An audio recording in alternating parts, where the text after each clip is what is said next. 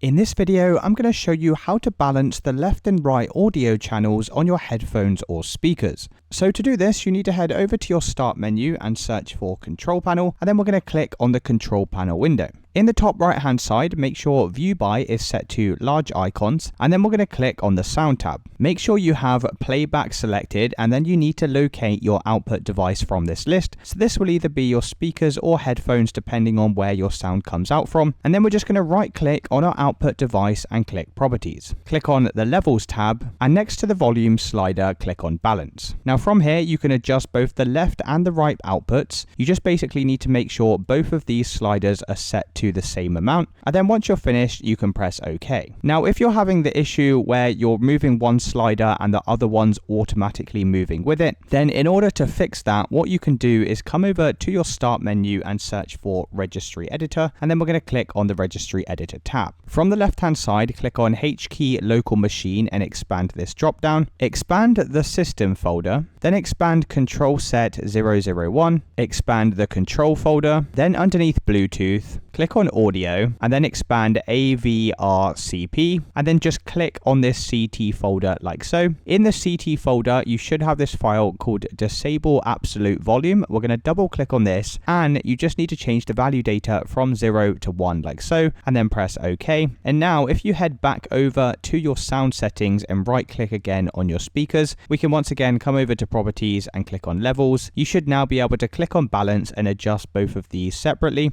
Now if it's still not working, you may need to restart your computer, and then once you're finished here, just make sure to click on Apply and OK at the bottom, and it's as simple as that, guys. That's how you balance your audio on your Windows 11 computer. If you did find this video helpful, then let me know in the comments, and I'll see you in the next one.